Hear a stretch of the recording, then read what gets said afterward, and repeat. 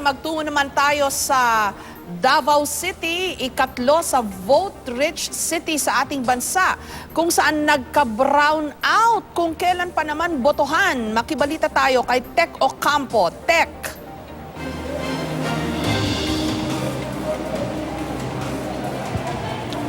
Yes, Jessica, good morning sa lahat. Nandito tayo ngayon sa Villa Abrili Elementary School o Cesario Villa Abrili Elementary School, kung saan alas 6 punto nag-umpisa ang pag-open ng mga precincts dito sa naturang eskwelahan. Ngunit mga ilang minuto lang bago nagsimula ang botohan, biglang namatay ang kuryente. Nagkaroon ng brownout dahil nga sumabog ang isa sa mga transformer ng Davao Light and Power Company.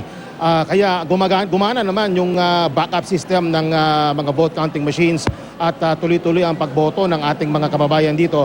Yun lang nga, medyo mabagal ng konti dahil nga hindi nga normal ang operasyon dahil nga walang kuryente. Pero after about 20 minutes, Jessica, mabilis naman na nakumpuni ng Davao Light and Power Company at bumalik agad sa normal ang kuryente dito sa Cesario Villa Abrili Elementary School.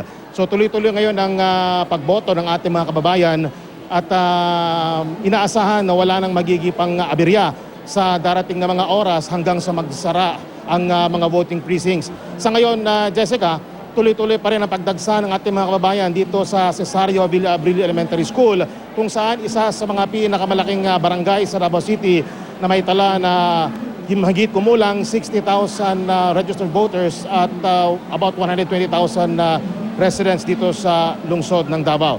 Nandito po tayo sa Barangay 76-A, isa po to sa pinakamalaking barangay at number of voters dito sa lungsod ng Davao. Jessica. Tek, ano ba ang power outlook dyan sa Davao sa araw na ito, ngayong araw ng botohan? Kasi prior to this, sinasabi nila enough power supply. Bago yan para sa inyong mga taga Mindanao dahil di ba nasanay na kayo sa rotational brownout natin. Pero repeated naman yung assurance ng ating mga kinaukulan na sapat ang kuryente at least for today, no? Pero ano bang power outlook dyan sa inyo sa Davao?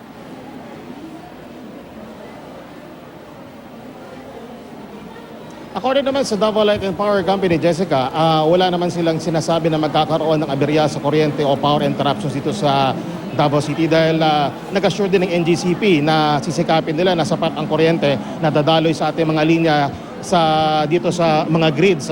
So dito sa nangyari sa Cesario Villa Abril Elementary School, matatawag siguro natin ito na isolated case dahil nga, narinig ko kanina ang pagsabog ng transformer.